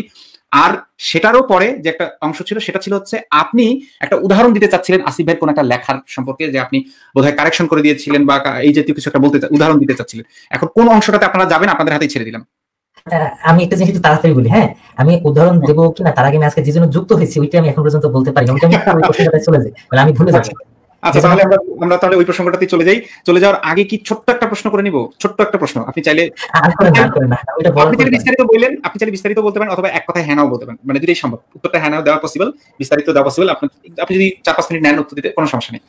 আপনি যদি বলেন তাহলে, গতকালকের প্রশ্ন সেটা নতুন প্রশ্ন না, কিন্তু বাকি ছিল আর কি সেটা, আপনি যখন ডিসকানেক্ট হয়ে গেছিলেন ঠিক তার আগ মুহূর্তে ওই প্রশ্নটাই করছিলাম আর কি। আমি আপনাকে করবো এটা একটু দ্রুত করেন। আচ্ছা, দ্রুতই করছি। প্রশ্নটা হচ্ছে, আলেমগণের কি উচিত নয় যে আমাদের প্রতি তাদের যা ক্ষোভ বা যত রকম কিছু আছে, ইসলামিক লেনদেন আছে, সেটার চাইতে বেশি জরুরি কি এইটা না, আমরা তাদের ফোকাস না হয়ে এইটাকে ফোকাস হওয়া উচিত না যে মুসলিমদের মধ্যে বিভ্রান্তি আছে ইসলাম নিয়ে, কেউ কেউ এই যে সুগার কোট করে বেড়াচ্ছে, কেউ কেউ বেশি এক্সট্রিমিস্ট করে বেড়াচ্ছে, যা খুশি করে বেড়াচ্ছে, সেই বিভ্রান্তিটা নিরসনে আলেমদের কি উচিত না নাস্তিকদের সাথে আলোচনা করা, অথবা যদি নাস্তিকদের সাথে আলোচনা নাও করে অ্যাটলিস্ট নিজের পক্ষ থেকে নিজেরা ইসলামটাকে তুলে ধরা, বিবৃতিগুলো অন্তত দেয়া বিভিন্ন টপিকে যেগুলাতে মুসলিমদের মধ্যে বিভ্রান্তি আছে সেগুলাতে। এটার উত্তর হচ্ছে আলেমরা তো করছেন, আলেমরা যদি না করতেন তাহলে আমি এগুলো কিভাবে জানলাম? আমি তো আলেমদের থেকেই জেনেছি। আলেমরা তো এই বিভ্রান্তিগুলো নিরসনের চেষ্টা করছেন। যেমন ধরুন এই যে দাসীর সাথে যে ব্যাপারটা, হ্যাঁ, এটা নিয়ে কিন্তু অনেক মুসলিম এগুলো জানি না। তো দেখুন শেখ আহমদুল্লাহ হাফিজাল্লাহ, ওনার কিন্তু একটা ভিডিও আছে যে দাসীর সাথে সহবাস সম্পর্কিত প্রশ্ন করা হয়েছে, উনি কিন্তু বিস্তারিত উত্তর দিয়েছেন শেখ আহমদুল্লাহ। এছাড়া অন্যান্য আলেমরা তো এসব বিষয় বলছেন, আলেমরা তো এসব বিষয় সরাসরি বলেন। আলেমরা তো বলেন না যে ইসলামে দাস বলে কিছু নাই, এটা তো এইভাবে তো বলেন না। এটা বলে হচ্ছে যারা আলেম না, এরকম সাধারণ মানুষ যারা তো জানে না ইসলাম সম্পর্কে, তাদের থেকে অনেক সময় কোন কথা আসে, তারা আলেমরা তো এগুলো বলছেন। আর হচ্ছে নাস্তিকদের সাথে আলোচনার ব্যাপারটা, এটা হচ্ছে আলেমদের, এটা তো আলেমরা আমার থেকে ভালো বুঝেন। আমি আলেমরা কি উচিত বা না উচিত, আমি তো আলেমদের উপরে আলেমগিরি করতে পারি না। তো এখানে আমার অভিমত, হ্যাঁ, আমার কিন্তু হচ্ছে আমি তো আলেমরা যেটা বলেছেন আমি সেটাই আপনাদেরকে বলেছি। আলেমরা হচ্ছে আপনাদের উপরে ক্ষুব্ধ ক্রুদ্ধ, আমি গতকালকেই বলেছি, তারা আপনাদের সাথে আলোচনা একদমই আগ্রহী না আলেমরা। এবং এর আরো একটা কারণ হচ্ছে যে আলেমরা তো এসব ব্যাপারে, সত্যি কথা, মানে ডিবেটটা আলাদা স্কিলের ব্যাপার, আলাদা একটা আর্ট, এবং এটা তো সবাই আসলে পারদর্শী না। কাজেই সব আলেম যে পারদর্শী হবেন তা কিন্তু নয়। আলেমরা হচ্ছে কি নির্দিষ্ট কিছু ফিল্ডে পড়াশোনা করেন, সেই ফিল্ডে তারা এক্সপার্ট। তো তারা যে ফিল্ডে এক্সপার্ট নন সেই ফিল্ডে তারা আসতে চান না। কেননা ধরা যাক এমন হলো, হ্যাঁ, এমন হতে পারে একজন আলেম হয়তো আপাত দৃষ্টিতে অডিয়েন্সের সামনে একজন নাস্তিকের সামনে বিজয়ী হতে পারে, আবার এমনও হতে পারে, প্রবাবিলিটি অবশ্যই আছে, একজন আলেম হয়তো একজন নাস্তিকের সাথে পরাজিত হলেন আপাত দৃষ্টিতে। তো ব্যাপার হচ্ছে যদি তাই হয় তাহলে কিন্তু ইসলাম মিথ্যা হয়ে যায় না, ইসলাম তার জায়গাতেই থাকবে, একজন আলেম হয়ে থেকে যায়। আলেমদের কথা হচ্ছে, হ্যাঁ, এরকমটাও কিন্তু হতে পারে। এরকমটা যদি হয় তাহলে সাধারণ মানুষের উপর এটা খুব খারাপ একটা প্রভাব ফেলবে, নিঃসন্দেহে খারাপ প্রভাব ফেলবে। কারণ সাধারণ মানুষ এভাবে ভেবে চিন্তে কিন্তু দেখে না। সাধারণ মানুষ, আপনি যদি দেখেন একটা ডিবেট যদি হয়, সাধারণ মানুষ কিন্তু তথ্যগুলোকে বিবেচনা করে না। সাধারণ মানুষ দেখে বডি ল্যাঙ্গুয়েজ, আর বডি ল্যাঙ্গুয়েজ কনফিডেন্স মনে হচ্ছে, বেশি কনফিডেন্ট মনে হচ্ছে, তারা তাকে বিজয়ী বানিয়ে দেয়, তারা তাকে বানিয়ে দেয় অমুককে দাঁত ভাঙা জবাব দিয়ে শুয়ে দিল তমুক, এরকম কথাবার্তা বলে। সাধারণ মানুষ কিন্তু ওইভাবে চিন্তা করতে পারে না। সাধারণ মানুষ কিন্তু ভেড়ার পালের মতোই অনুসরণ করে, কাউকে না কাউকে অনুসরণ করে। তো ব্যাপার হচ্ছে এখানে মিনার ভাই ছোট একটা কথা বলি, যে আমরা যেটা চাচ্ছিলাম সেটা হচ্ছে যে আমাদের ভেতরে যেন একটা যুক্তি তর্কের পরিস্থিতির সৃষ্টি হয়, আমাদের ভেতরে যেন একটা বিতর্কের পরিস্থিতির সৃষ্টি হয়, পরিবেশের সৃষ্টি হয়। আমি কিন্তু চাচ্ছি না যে কোনো একজনকে আলেমকে হারিয়ে দিয়ে খুব একটা মানে বিজয়ীর ভান করে একটা কিছু করার। এইটা আমার টেন্ডেন্সি না, আমাদের টেন্ডেন্সি না ভাই। আমরা চাই যেন একটা সুস্থ, আমাদেরকে যেন চাপাতি দিয়ে না কুপিয়ে, আপনাদের দিনী ভাইরা যেন আমাদেরকে চাপাতি দিয়ে না কুপিয়ে আমাদের সাথে বিতর্ক করেন, তথ্য প্রমাণ দিয়ে বিতর্ক করেন। সেখানে যদি আমরা হেরে যাই, আমাদেরকে যদি আপনারা বুঝিয়ে দিতে পারেন যে আমরা ভুল, দর্শকরা যদি বুঝতে পারে যে আমরা ভুল, দর্শকরা তো ডেফিনেটলি আপনাদের কি হাততালি দিবে। দিন শেষে বাংলাদেশে মুসলিম সংখ্যাগরিষ্ঠ দেশ, এবং যেটাই হোক না কেন আপনারাই তো জিতবেন, আলটিমেটলি জিতবেন আপনারাই ভাই। আমরা যতই আপনাদের মানে মানে ইয়া করি না কেন, রেফারেন্স দেই না কেন, দিন শেষে ভাই আপনিই জিতবেন, আমরা এটা জানি। মুমিন ভাইরা ওই জায়গায় গিয়ে চিপায় গিয়ে ওই ধরেন আপনাদের সবচেয়ে আপনাদের মানে ফেসবুকে যে দায়ী ভাইরা আছে, আপনার যে দায়ী ভাইরা আছে তাদের মধ্যে সবচেয়ে নিম্নমানের যে, নাম বলছি না ভাই, সবচেয়ে নিম্নমানের যে, সেও ভাই জিতে যায়, প্রতিদিন জিতে যায়, আমাকে দাঁত ভাঙা জবাব প্রতিদিন সে দিয়ে বেড়ায়। এই আসিফকে তো আমি 2 মিনিটে হারাই দিই, আসিফকে তো আমি উড়াই দিই, আসিফের কবর রচনা করে দিছি, নাস্তিকবাদে কবর রচনা করে দিছি, এগুলো প্রতিদিন বলতে থাকে। তার মানে হচ্ছে আপনারা তো ভাই জিতেই গেছেন। আমরা খালি চাচ্ছি যে অন্তত একটা পরিবেশ সৃষ্টি হোক যেখানে আমরা মত বিনিময় করতে পারবো, অন্তত বিতর্ক করতে পারবো, আমাদেরকে যেন ভাই চাপাতি দিয়ে না কোপানো হয়। এইটুক ভাই আমরা অনুরোধ করছি, আপনারা বিতর্কে আসেন, আমাদেরকে চাপাতি দিয়ে কোপায়েন না, চুরিতে মানে আপনাদের চাপাতিতে ধার না দিয়ে যুক্তিতে ধার দেন, এইটুক ভাই আমাদের খালি অনুরোধ। মিনার ভাই, আপনি যে যুক্তির কথাটা বললেন, আমি কালকে বলেছিলাম, আজকে এক লাইনে বলি তাহলে, সেটা হচ্ছে আমরা যদি ইসলাম ভালো না মন্দ, ইসলাম ঠিক না ভুল, এই বিতর্কে না যাই, তাহলে তো যুক্তি অথবা বিজ্ঞান জানার কি প্রয়োজন পড়ছে? আমরা যদি ইসলামে কি আছে, জাস্ট ধরেন একদম হট টপিক গুলো, ইসলামে দাস প্রথা কি আছে নাকি নাই, ইসলামে দাসীর সাথে যৌন সঙ্গম করা কি আছে নাকি নাই, ইসলামে বাচ্চা মেয়েকে even if she is in the, একটু আগে দেখলাম ক্র্যাডেল, সেটা আছে নাকি নাই, এই জিনিসগুলা, জাস্ট এরকম হট টপিক গুলা আমাদের কাছে যেটাকে হট টপিক মনে হয়, সেই শুধু আমাদের না, সাধারণ মানুষের কাছে। আপনিও নিশ্চয়ই জানেন ভেড়ার পালের সংখ্যা কত বেশি। আপনি যাদেরকে ভেড়ার পাল বলেন তাদের আমার মনে হয় ভেড়ার পাল বলাটা আমার উচিত হয়নি, আমি শব্দটার জন্য দুঃখিত, মানে বলে ফেলেছি আর কি। এটা অবশ্য শুধু মুসলিম না, এটা সত্যি বলতে আমি মুসলিম মনে করছি না, কাউকে ভাবে নাস্তিকদের মধ্যেও আছে, ব্যাপারটা ঠিক হয়নি, মানে আমার শব্দটা আসলে আমি শব্দটা যদি অন্যভাবে বলা যায়, নাস্তিকদের মধ্যেও আছে, আমি একদম অনেস্টলি স্বীকার করি। অবভিয়াসলি এটা নাস্তিকদের মধ্যে আমি অহরহ দেখছি, হুদাই নাস্তিক হইছে, মানে সে ইসলাম মানে না বা হিন্দু ধর্ম মানে না, হুদাই কোনো তার মাঝে কোনো যুক্তি নাই, কোনো মোরালিটি নেই, কিছু, হুদাই সে নাস্তিক। এরকম নাস্তিকের মধ্যে আছে ভেড়ার পাল, এটা আমিও বলি। কিন্তু কথা হচ্ছে সেই ভেড়ার পালগুলোর সামনে আমরা যদি এই কথাটা বলতাম ইসলামে কি আছে না, তাহলে কি আসলে মানে আসিফ ভাই বলতে যাবে না শোনার পরে, আজকে যেমন আপনার সাথে কিন্তু আমরা বাচ্চা মেয়ে বিয়ে করাটা মোরালি খারাপ না ভালো এই ডিসকাশন কিন্তু এখন পর্যন্ত করিনি বা করতেছি না, সেম ভাবে আলেমদের সাথে যদি আমরা ওইভাবে ডিসকাস করি, ভালো না খারাপ ওই যুক্তিতে না যাই, ঠিক না ভুল ওই যুক্তিতে যদি না যাই, জাস্ট ইসলামে আছে না নাই এইটুক বলতে কি আসলে যুক্তি বা বিজ্ঞান জানা প্রয়োজন বলে মনে করেন মিনার ভাই আপনিও? না, এর জন্য তো যুক্তি বা বিজ্ঞান জানার প্রয়োজন নেই, কিন্তু ব্যাপার হচ্ছে জিনিসগুলো তো স্পষ্ট, ইসলাম তো জিনিসগুলো স্পষ্ট, এগুলো তো অস্পষ্ট জিনিস নয়। এই জিনিসগুলো তো আপনারা তো অলরেডি এটা মানে আপনাদের যতগুলো প্ল্যাটফর্ম আছে আপনারা তো এগুলো প্রচার করছেনই, প্লাস আপনাদের মন্তব্যগুলো সহ আপনারা এগুলোকে বলছেন খারাপ, আপনারা তো প্রচার করছেনই। এই জন্য তো আলেমদের সাথে আলোচনায় বসার কি দরকার আছে? জিনিসগুলো তো একদম স্পষ্ট। ব্যাপারটা কি কারণে আছে মিনার ভাই, আমি আপনাকে বলি। এই যে আহমদুল্লাহ, শাইখ আহমদুল্লাহ, যে ওনার ভিডিওগুলো কিন্তু আপনি দেখেছেন নিশ্চয়ই মিলিয়ন মিলিয়ন ভিউ হয়। তারপরে আরো যারা আছেন, ডক্টর আবু বকর জাকারিয়া, তারপরে হচ্ছেন শাইখ আব্দুর রাজ্জাক বিন ইউসুফ, এরকম আরো অনেকে যারা আছেন, তাদের ভিডিওগুলো মিলিয়ন মিলিয়ন ভিউ হওয়ার পরেও দেখেন লাখ লাখ মানুষ আমাদেরকে গালি দিচ্ছে, তোরা হাদিস বানাইতাছস। আপনারা গালি দিচ্ছে, ইনফ্যাক্ট শাইখ আহমদুল্লাহর ভিডিওটার কমেন্টের ভিতরে শত শত গালি আছে, শত শত গালি। তো এখন দেখেন শাইখদেরকে গালি দেয়, যেখানে আমাকেও কিছু, যাই হোক, এটা তো কোনো বিষয় না, শাইখদেরকেও গালি দেয়। মিনার ভাই, আপনি যদি গালিটা কাউন্ট করা শুরু করতেন, 50,000 যে কোনো একটা ভিডিওতে গিয়ে 50,000 কমেন্টের মধ্যে আপনি 50, 100 জন, 200 জন পাইতেন গালি দিচ্ছে, বাকি 48,000 মানুষ গালি দিচ্ছে না, সবাই বলছে আলহামদুলিল্লাহ। এমনকি আমি বলছি না যে সবাই বুঝে বলছে আলহামদুলিল্লাহ, এমনও আছে শুনে নাই, জাস্ট শাইখ আহমদুল্লাহ বলছে অবশ্যই একটা ভালো ভিডিও, যাই একটা লাইক দিয়ে আসি, যাই একটা শেয়ার দিয়ে আসি, আলহামদুলিল্লাহ লিখে আসি। এমনও পাইছি কন্টেন্ট না পড়ে আলহামদুলিল্লাহ। আমরা এরকম ট্রল করি, আপনি তো জানেন আমাদের কাজই ট্রল করা, আমরা মানে অনেকের কাজ আর কি। তো আমাদের মধ্যে অনেকে আছে ট্রল করে, ট্রলের মধ্যে লিখছে জাপানি বিজ্ঞানী তাকেও না মুতিয়াশি, উনি পরীক্ষা করে পাইছে যে রোজার করলে মানুষ হচ্ছে ফিট হয়ে যায়, সমস্ত রোগ সেরে যায়, অমুক অমুক রোগ সেরে যায়। সেই ছবিটা ভাই 1,500 বার শেয়ার হয়েছে এবং আলহামদুলিল্লাহ সুবহানাল্লাহ লিখে শেয়ার হয়েছে। তো এরকম মানুষের সংখ্যা তো অনেক আছে। বাইরে 2012 সালে আমাদের একটা ট্রল পেজ ছিল, সেখান থেকে পোস্ট দিয়েছিল সানি লিওনি ইসলাম ধর্ম গ্রহণ করেছেন একটা হিজাব দিয়ে বানিয়ে। সেটা ভাই 70,000 বার শেয়ার হয়েছিল। 70,000 বার শেয়ার হওয়ার পরে সেই পোস্টটা রিপোর্ট করে মুছে ফেলে দিছিল অন্য মুমিনরা এসে।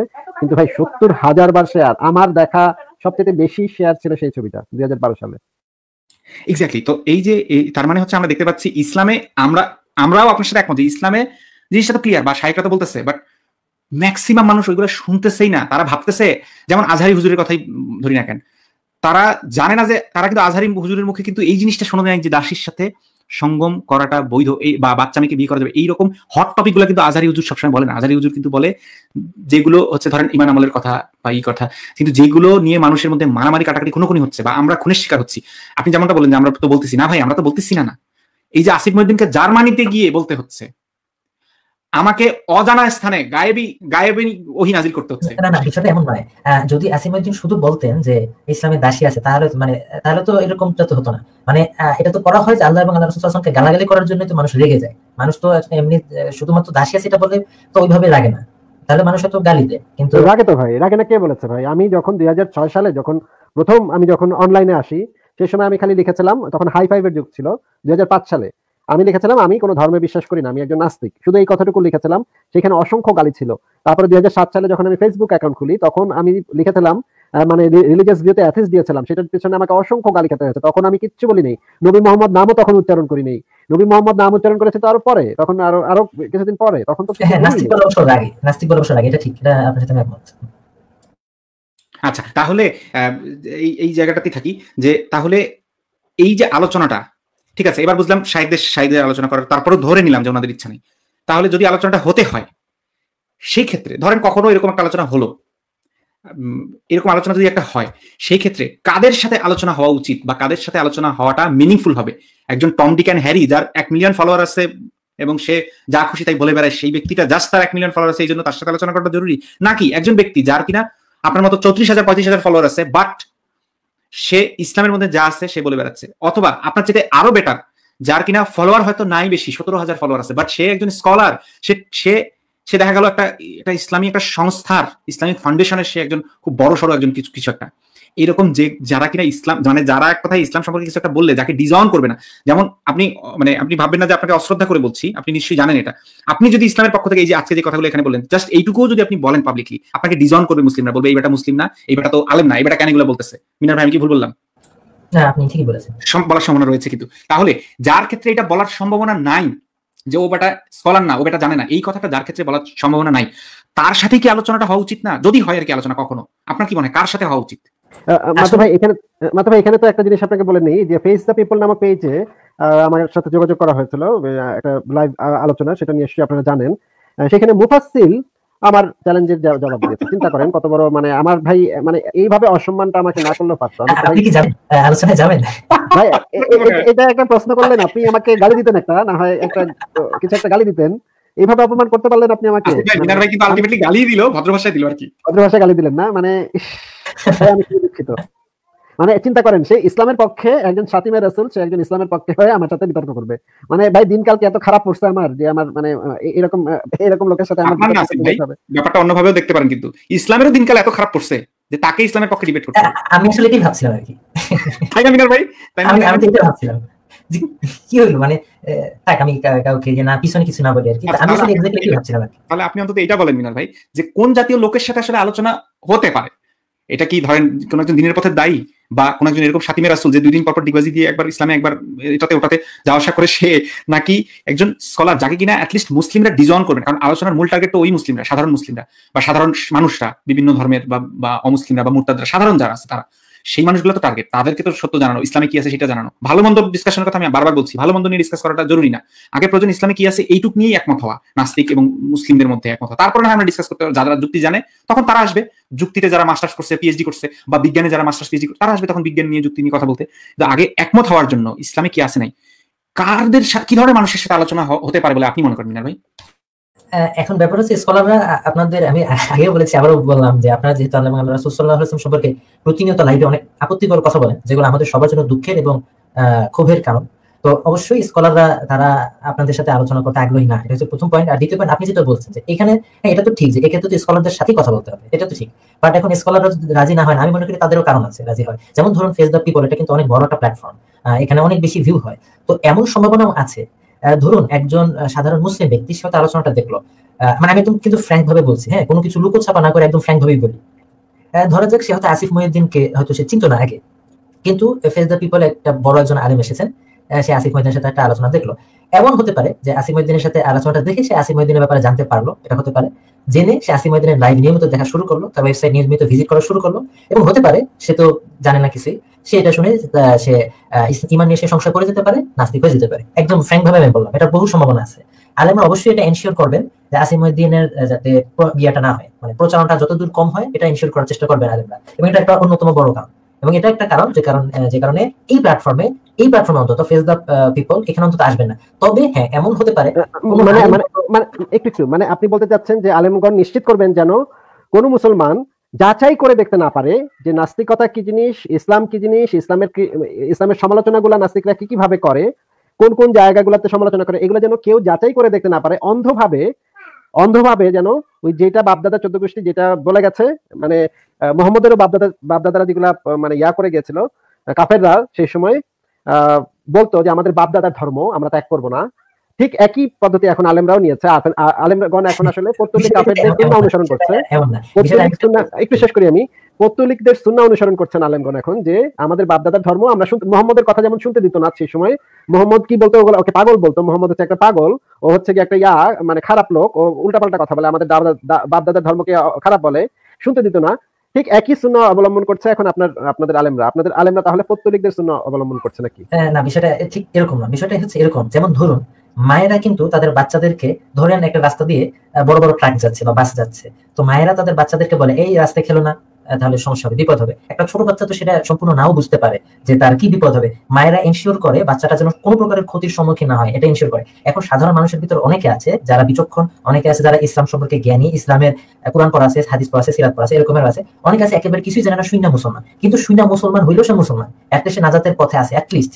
এখন আলেমদেরকে অবশ্যই এনশিওর করতে হবে একটা বাচ্চাও, ছোট বাচ্চাও যেন ট্রাকের নিচে না পড়ে। হ্যাঁ, এই বৃহত্তর কল্যাণটা আলেমদেরকে নিশ্চিত করতে হবে যে একটা বাচ্চা যাতে, কারণ যদি সে ঈমান হারা হয় তাহলে এত বড় ক্ষতি হবে, সে চির জাহান্নামী হয়ে যাবে। ব্যাপার হচ্ছে, হ্যাঁ, এটা বলা তো খুবই সহজ যে তাহলে কি আমরা মানে মুক্তভাবে চিন্তা করবো, বলা অনেক সহজ, কিন্তু ব্যাপার হচ্ছে এটা করতে গিয়ে কেউ যদি জাহান্নামী হয়ে যায়, আলেমরা এটা আল্লাহর কাছে কি জবাব দিবেন? অবশ্যই আলেমরা এই কারণে আপনি যাচাই করতে দিবেন না কাউকে, এই কারণে আপনারা কাউকে যাচাই করে দেখতে দিবেন না, কাউকে দেবো না তা না। যারা জানে তারা অবশ্যই আপনাদের যাচাই করবে এবং আপনাদের এসে ইসলামের সঠিক মতটা তুলে ধরবে। অবশ্যই ব্যাপারটা তো এমন না যে আপনাদের পয়েন্টগুলো কোনো জবাব নেই, বিষয়টা এমন নয়। ব্যাপার হচ্ছে সাধারণ মানুষকে আপনাদের যদি পয়েন্ট থেকে ভ্যালিড রিজন যদি আপনাদের থেকেই থাকে, ভ্যালিড যুক্তি যদি থেকেই থাকে, আপনারা কেন ভয় পাচ্ছেন তাহলে যে অন্য কেউ মানে বিপথে চলে যাবে? আমরা তো ভাই ভয় পাচ্ছি না, আমরা তো বলছি না, আমরা তো এরকম ফতোয়া দিচ্ছি না ভাই, আমরা তো এরকম ফতোয়া দিচ্ছি না যে কোনো নাস্তিক এই যে মুশফিক মিনারের কিন্তু কোনো লেখা পড়বেন না, কোনো পড়বেন না, তাহলে কোনো নাস্তিক এমনও হতে পারে, কোনো বোকাশোকা নাস্তিক বিপথে চলে গিয়ে ইসলাম ধর্মে চলে গেল, এরকম হতে পারে।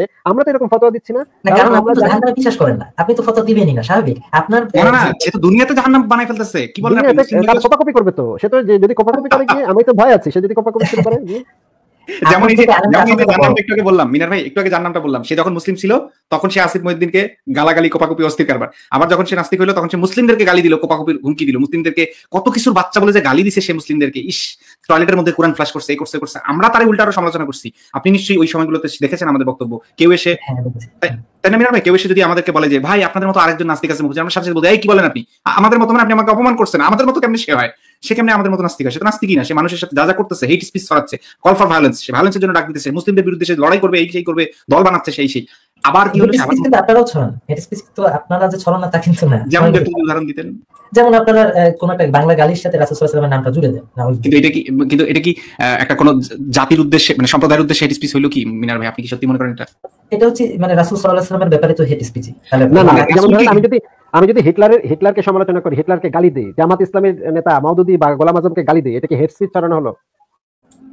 তার ব্যাপারে মিনার ভাই না, হেট স্পিচ কাকে বলে? তাহলে আপনি আমাকে একটু বলেন তো ভাই, হিটলারের ক্যাটাগরিতে এটা হেট স্পিচের ক্যাটাগরিতে কিভাবে পড়ে? আপনি আমাকে একটু বুঝান। দেখো, হিটলার এবং মুহাম্মদ সাল্লাল্লাহু আলাইহি ওয়াসাল্লাম তো এক হলেন না। হিটলার কিন্তু কেউই এক হলেন না ভাই, কেউই এক হলেন না। কিন্তু কোন, আমি যেটা বোঝাতে চাচ্ছি যে কোন ব্যক্তি ভালোবাসে, তিনি আল্লাহ কে প্রাণের থেকে ভালোবাসে সেটা তো আমার দেখার বিষয় না তো ভাই। হিটলারকেও কেউ না কেউ নিশ্চয়ই প্রাণের থেকে বেশি ভালোবাসতে পারে, আমার তো সেটা দেখার বিষয় না তো। কে কাকে কতটুকু ভালোবাসে সেটা আমার কি তাতে?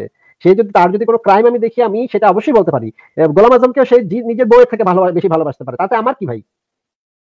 মানে আমরা বলতে চাচ্ছি, আমরা তো সম্প্রদায়ের উদ্দেশ্যে বিরুদ্ধে ঘৃণা ছড়াচ্ছি না, আমরা বলতে সমস্ত নাস্তিকের কথা বলছি না, কিন্তু অনেকেই আছে এরকম করে। আপনি কিন্তু অনেক সময় মুমিনদেরকে হেয় করে কিন্তু কখনো বলেন না, তা কিন্তু না, বলেন কিন্তু না না ভাই, আপনি জিনিসটা আপনিও জানেন, আমি কিন্তু মুমিন বলতে আসলে আপনাদের ইসলামে যেই মুমিন আছে ওই মুমিন বুঝাই না। আমি মুমিন বলতে একটা মানে এক ধরনের কি বলবো, একটা নির্দিষ্ট ধরনের মানুষকে বুঝাই। আমি আপনাকে আজকে বলছি না সেটা, কিন্তু আমি সাধারণত এক ধরনের নির্দিষ্ট ধরনের মানুষকে বোঝাই যারা ইসলামের। আমরা সবাই মুমিন, আমরা কিন্তু সবাই মুমিন। ভাই আমি ব্যক্তিগতভাবে নিজে থেকে আকবারে কাউকে গালি দিয়েছি এরকম ঘটনা আপনি আমাকে দেখাতে পারবেন না। হ্যাঁ অবশ্যই, যদি আমাকে যদি নোংরা কথাবার্তা বলা হয়, আমার ফ্যামিলিকে নিয়ে যদি নোংরা কথাবার্তা বলা হয়, অবশ্যই আমি নবীকে নিয়ে কথা বলি। কিন্তু আকবারে এই যে কিছুদিন আগে একজন এসে আমাকে বলতেছিল, কিরে তুই তো জার্মানি পালাইছস, হ্যাঁ, তখন আমি শুরু করে দিচ্ছি নবীর কি ছিল, এটা ছিল, সেটা ছিল, হ্যান ত্যান অনেক কিছু বলছি। অবশ্যই বলবো, আমাকে ভাই এভাবে আক্রমণ করা হলে, শুধুমাত্র আমার মতামতের জন্য আমাকে আক্রমণ করা হলে, অবশ্যই আমি তাকে কিছু বলবো না, আমি নবীকে বলবো। কিন্তু আপনি কি বলবেন মুসলিমদের, আপনি কি বলবেন যে মুসলিমদের বিরুদ্ধে বলবেন আসিফ ভাই? না না, আমি সেটা বলছি না, আমি যেটা বলছি না, এটা বিষয় অপ্রাসঙ্গিক। আমি যেটা বলছিলাম সেটা অনেক তো বললেন, আর কত, আর এখন তো তারাও তো আমাকে অনেক বললো, আর কত? আমার আড়াই বছরের বাচ্চাকে আলোচনার কথা না, আমি ইসলামকে সমালোচনার কথাই বলছি। আমি বলছি যে আপনি কত মানুষকে জাহান্নামী বানাবেন, এখন তো থামেন না, কি দরকার? আসিফ ভাই বলেন কেন? আপনি অনেক মানুষকে জাহান্নামী বানাইছেন অলরেডি, কি দরকার? এখন তো থামলে হয় না ভাই। আমি চাই আমার সন্তান যেন এমন একটা পরিবেশে বড় হয়, যে পরিবেশে আমার সন্তানের সাথে একটা হিন্দুর সন্তানের কোনো পার্থক্য থাকবে না। আমার সন্তান যেন একটা হিন্দু সন্তানকে বুকে জড়িয়ে ধরতে পারে ততটুকুই ভালোবাসার সাথে, যতটুকু সে তার ভাইকে বুকে জড়িয়ে ধরতে পারে। এই ধর্মের ভেদাভেদ যেন তাদের ভিতরে না থাকে, একজন যেন আরেকজনকে ধর্মের কারণে ঘৃণা করতে না পারে। মনের ভিতরে যেন সামান্যতম তাচ্ছিল্য, সামান্যতম ঘৃণা, সামান্যতম ক্ষুদ্র মনে করা, এই জিনিসগুলো যেন না থাকে আমার সন্তানের ভিতরে। আমি সেটা আমার জীবদ্দশায় আমি যতটুকু পারি করে যাব, এবং আমি আমার ভবিষ্যৎ প্রজন্মকে বলবো যতদিন বেঁচে থাকবে ততদিন শেষ সময় পর্যন্ত যুদ্ধ করতে, যেন এই ধর্মীয় ভেদাভেদ, এই মারামারি কাটাকাটি, কার আল্লাহ সত্য, কার ভগবান সত্য, কার মানে শিব সত্য, কার রাম সত্য, কার যিশু সত্য, এইগুলো নিয়ে কামড়াকামড়ি মারামারি গুলা বন্ধ করতে হবে আমাদের, এবং বন্ধ করে আমাদের এমন একটা পৃথিবী গড়ে তুলতে হবে যেখানে এই কামড়াকামড়ি গুলা নাই। আমরা এই যে আপনার সাথে আমার পার্থক্য কথা, আপনাকে আমি অত্যন্ত পছন্দ করি, কিন্তু আপনি আমাকে ভাই বলে কখনো ডাকেন না। কারণ কি? কারণ একমাত্র কারণ আমি নাস্তিক, আমি নবীকে এটা বলেছি। যেটা তো ভাই আমার ভ্যালিড রিজন আছে, দেখে আমি বলেছি। আপনি নাস্তিক হলেও আমি আপনাকে ভাই বলতাম, কিন্তু আপনি যেহেতু রাসূল সাল্লাল্লাহু আলাইহি ওয়াসাল্লামকে খুব খারাপ কথা বলেছেন, এই জন্য বলি না ভাই। আমি তো কারণ আছে দেখি বলেছি, আমার কাছে এই জিনিসগুলো আমি পছন্দ করি। আমি মনে করি এইরকম একটা মানুষ কিভাবে একটা ভাই, ধরেন আপনার তো কোনো নবী নেই বা আমার তো কোনো নবী নেই, বাট কিছু মানুষের যাদেরকে ভালোবাসি, প্রিয় মানুষ, যেমন ধরেন আপনার বাবা, আপনার মা, বা ধরেন আপনি যার কাছে ধরেন যার বই আপনার ভালো লাগে, ধরেন ডকিন্স বা ধরেন হুমায়ুন আজাদ, যেমন আমার নামটা যাদের নামে, মাতুব্বরকে বা আজাদকে, হুমায়ুন আজাদকে বা অভিজিৎ রায়কে, তাদেরকে যদি কোনো মুমিন ভাই যদি মানে গালি দিয়ে ভরায় ফেলে, আলটিমেটলি আমরা কি তাকে ভাই বলতে কি আমাদের আপত্তি আছে আসিফ ভাই? না না, অবশ্যই না। সে যদি ভালো মানুষ হয় তাহলে আমার মানে গালি দিচ্ছে সেটা সে বুঝবে, তার ব্যাপার, তাদের ব্যাপার। হ্যাঁ, আমি একটা প্রতিবাদ করতে পারি যে ভাই আপনি যে গালিটা দিলেন এটা তো কেন দিলেন, আমি একটু শুনি, সেটা নিয়ে একটু বিতর্ক করি, কিন্তু তাকে ভাই বলে ডাকতে তো আমার কোনো সমস্যা নেই। প্রতিবাদের প্রথম সম্বোধনটা তো আপনি ভাইই বললেন শুনলাম। অবশ্যই আপনি মানে গালি দেন না, ডকিন্সকে গালি দেন না, হুমায়ুন আজাদ আরজ আলী মাতব্বরকে গালি দেন না, যত ইচ্ছা গালি দেন, কিন্তু আমি জানতে চাইবো যে গালিটা দিচ্ছেন কেন ভাই, একটু আমাকে বুঝায় বলেন, তারপর আমি সেটা নিয়ে একটু ডিসকাস করবো। তারপরে যদি আপনি না মানেন ঠিক আছে দেন গালি। আপনি মানে আমি আপনার মানে তর্ক করার জন্য না, আপনি আমার মনে হয় কি মানে আমার মনে হয় প্রচন্ড যদি আপনি ক্ষুব্ধ হন, আপনার অনেক বেশি প্রিয় কোনো মানুষকে যদি খুব মারাত্মক কটু কথা বলে, আমার মনে হয় আপনি এটা বলতে একটু দ্বিধা করবেন। মানে ভাই আমি আপনাকে বলে দিই, আমার সবচেয়ে বর্তমানে আমার সবচেয়ে প্রিয় মানুষ হচ্ছে আমার সন্তান, আমার ছেলে সিদ্ধার্থ থেকে পৃথিবীতে আমার কাছে আর কোনো কিছু দামি নেই। হ্যাঁ, আমার ছেলেকে প্রতিদিন আপনার মুমিন দিনী ভাইয়েরা সমকামী দামি হ্যান ত্যান জারদ সন্তান বেশ্যার সন্তান ইত্যাদি যেই পরিমাণ গালি দেয় প্রতিদিন ভাই, এগুলো আপনি নিশ্চয়ই দেখেন না, কিন্তু আমার কাছে তো আসে ভাই। আমি দেখি, আমি এটার জন্য আমি তীব্র প্রতিবাদ জানাই যে আপনার বাচ্চাকে গালি দেওয়াটা এটা চরম একটা বাজে কাজ, এটার আমি তীব্র প্রতিবাদ এবং নিন্দা জানাই, এবং এটাকে আমি কখনোই সাপোর্ট করি না। এটা একটা চরম। তারপরেও আমার নিষ্পাপ সন্তান, ও কিন্তু কোনো অপরাধ করে নাই, ও এখন পর্যন্ত কোনো অপরাধ নাই। হ্যাঁ, ওকে গালি দেওয়ার পরেও আমি কোনো মুমিন ভাইয়ের কল্লা কাটতে যাব না ভাই, না। এই যে কোনো মুমিন ভাই যদি গালি দেয় তাদেরকে যদি ধরেও আনা হয়, এবং একদিন যদি এমন হয় আমি বাংলাদেশের প্রেসিডেন্ট হয়ে গেলাম, সেই সব মুমিনকে ধরে আনা হলো, সেদিন আমি তাদের কল্লা কাটতে বলবো না যে তাদের এখন কল্লা কেটে ফেলো। আচ্ছা ধরেন আসিফ ভাই, এরকম আপনার পিঠের উপর থাকা ছবিটাকে যে সমকামী ছবি বলে ছড়িয়েছে, ওই মুমিনটা আপনাকে মেসেজ করলো যে ভাই আমার মায়ের ক্যান্সার, আমাকে 10,000 বা 20,000 যা পারেন হেল্প করেন। না সে তো তখন তো ভাই টাকা থাকলে, এটা নির্ভর করছে টাকা যদি থাকে, সে যেই হোক না কেন আমি তো টাকা ধরেন টাকা থাকলে তো দিব ভাই, অবশ্যই সেইগুলো তো আমি বলবো না। আচ্ছা মানে আলোচনা অনেক দীর্ঘ হচ্ছে, তাই দীর্ঘ না করি সংক্ষিপ্ত প্রশ্ন হচ্ছে ভাই, যে আসলে কেউ যদি আমাকে গালি দিয়ে ভাসিয়ে দেয়, আমিও তাকে ভাই বলবো, আমিও তাকে হেল্প করবো, ভাই বলবো, সবকিছু করবো। কিন্তু এখানে সে নবী সাল্লাল্লাহু আলাইহি সাল্লামের ব্যাপারটা অনেক ভিন্ন। তিনি তারকে আমরা এত পরিমাণে ভালোবাসি, এত পরিমাণ তার মর্যাদা আমাদের কাছে উচ্চ, এটার সাথে কোনো কিছু তুলনা হয় না।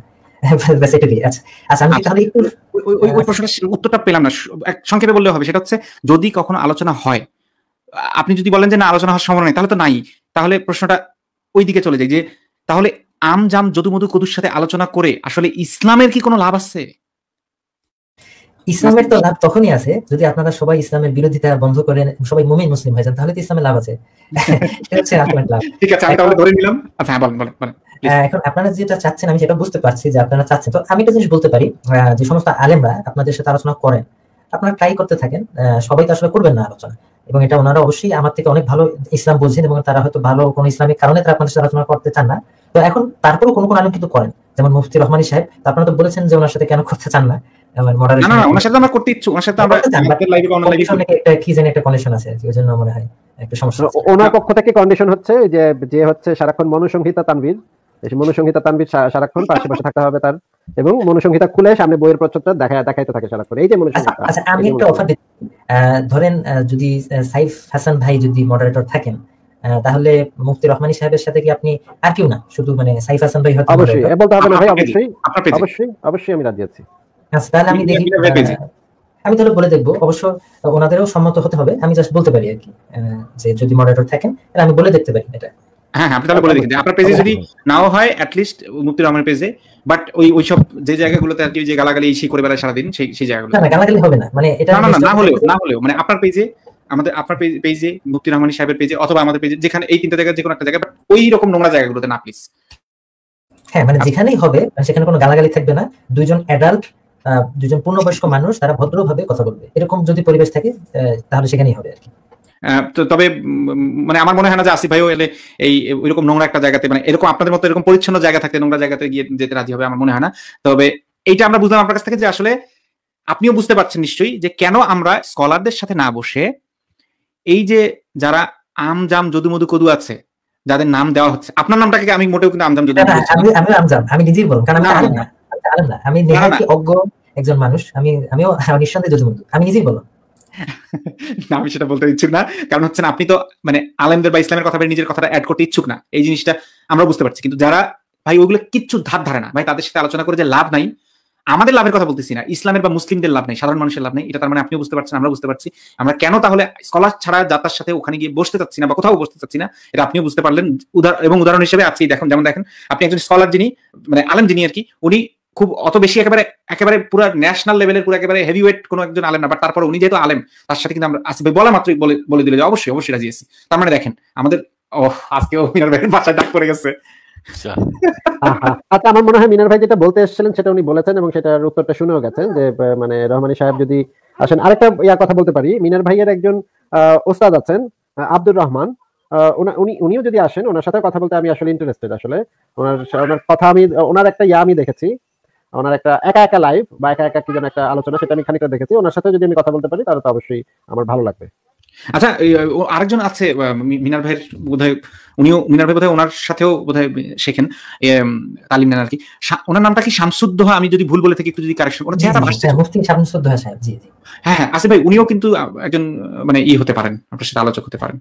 অবশ্যই প্রয়োজনে ভাই, মাতুব্বর ভাই আপনাকে আমি বলে দিচ্ছি, প্রয়োজনে ভাই আমি গিয়ে প্রয়োজনে আমি বিতর্কে হেরে আসবো, কিন্তু আমি চাই যেন একটা পরিস্থিতি সৃষ্টি হয়, যেন সেখানে আমরা পাশাপাশি বসে হাসি মুখে দুজন চাপাতি, দুই পাশ থেকে চাপাতি দিয়ে মনিটরের উপর ধাম কোপ না দিয়ে আমরা যেন ঠিকঠাক ভাবে একটা আলোচনা চালাতে পারি। আমি চাই বাংলাদেশে এই পরিস্থিতিটার সৃষ্টি হোক। ইউরোপে ভাই এরকম অনেক আলোচনা হয়, যেখানে অনেক প্রখ্যাত আলেম আসেন, প্রখ্যাত নাস্তিক আসেন, তাদের ভিতরে বিতর্ক হয়। ইউরোপে আমেরিকাতে এগুলো খুবই ইজি ব্যাপার। মানে এই যে মাঝখানে যে ব্যারিয়ারটা আছে, এই ব্যারিয়ারটা আমি ভাঙতে চাই। না হয় আমি আমাকে বিসর্জন দিলাম, আমি না হয় বিতর্কে গিয়ে হেরে আসলাম আপনাদের কাছে, যান, আমি তারপরেও আমি না হয় আমাকে কম কথা বলতে দিয়েন, আমাকে না হয় মিউট করে দিন মাঝখানে কয়েকবার, কিন্তু আমি চাই যেন সেই পরিস্থিতিটা সৃষ্টি হয় যে আমরা যেন কথা বলতে পারি, যেন চাপাতি ভাই আমাদের কোপায়ের না ভাই। আমাদের জীবনের দাম আছে ভাই, আমাদের পরিবার আছে, আমাদের মানে ভালোবাসার মানুষ আছে, আমাদের কোপায়ের না এইভাবে। হ্যাঁ, আরেকটা আমার একটা বিনীত অনুরোধ, হ্যাঁ এরকম আলোচনা তো হতেই পারে অবশ্যই, তবে একটা বিনীত অনুরোধ, সেটা হচ্ছে প্লিজ আল্লাহ এবং আল্লাহ রাসূল সাল্লাল্লাহু আলাইহি ওয়াসাল্লামকে গালি দিয়েন না প্লিজ। মানে এই কাজটা করেন না, এই কাজটা মানে আমি নিজেও মানে প্রত্যেকটা মুসলিমই খুব মানে মনে তার মনটা একদম কষ্টে ফেটে যায় আর কি। মানে এই কাজটা প্লিজ করেন না। মানে এমনি আমাদেরকে ডেকে যত ইচ্ছা পচান, কিন্তু প্লিজ এই কাজটা করেন না। মানে এটা আমার একটা মানে বিনীত অনুরোধ। যেমন ধরেন আসিফ মহিউদ্দিন ভাই যদি ধর্ষক শব্দটার বদলে যদি শব্দটা এরকম ভাবে ব্যবহার করে যে একটা অল্পবয়স্ক নারীর, একটা অল্পবয়স্ক মেয়ের সাথে বিনা অনুমতিতে সঙ্গম করছে, মানে ধর্ষক শব্দটা না বলে পুরাটা বললো যে একটা বাচ্চা মেয়ের সাথে বিনা অনুমতিতে সঙ্গম করছে, চলবে? এটা মানে বেটার, অ্যাটলিস্ট তার থেকে বেটার। তবে অবশ্যই আমি যেটা মানে মন থেকে বলবো, আমি অবশ্যই দোয়া করি আল্লাহ তাআলা আপনাদেরকে বা আপনাদের পরিবারকে হেদায়েত দান করুন। আমি আল্লাহর কাছে দোয়া করি আল্লাহ তাআলা আপনাদেরকে ইসলামের পথে আনুন, এটা আমার আন্তরিক ইচ্ছা। খুবই ভালো হতো যদি আমি আপনাদেরকে সেভাবে তথ্য যুক্তি প্রমাণ দিয়ে আপনাদেরকে লাইফের ভিতরেই কনভার্ট করতে পারতাম, বাট আমি তো সেটা পারি নাই, আর এটা আমার হাতেও না। আল্লাহ তাআলা যাকে হেদায়েত করবেন সে হেদায়েত পাবে।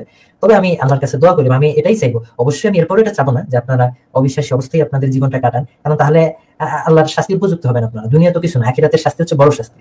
তো আমি জাস্ট মরার আগে যদি বিশ্বাস করে মরি, জাস্ট মরার আগে যদি বিশ্বাস করে মরে, আসলে কোন পর্যায়ে আপনি বিশ্বাসটা করেছেন এটা যেমন সাকরাতুল মাউত, মানে এমন একটা পর্যায়ে যখন হচ্ছে আপনার জীবনটা বের হয়ে যাচ্ছে, এই সময় যদি আপনি ঈমান আনেন ওটা কাজ দেবে না। এর দলিল হচ্ছে মুসা আলাইহিস সালামের সময় যে ফেরাউন ছিল, সে কিন্তু একদম ওই সময়টাতে ঈমান এনেছে, কোরআনে এটা আছে, বাট তার সেই ঈমানটা কাজে লাগেনি।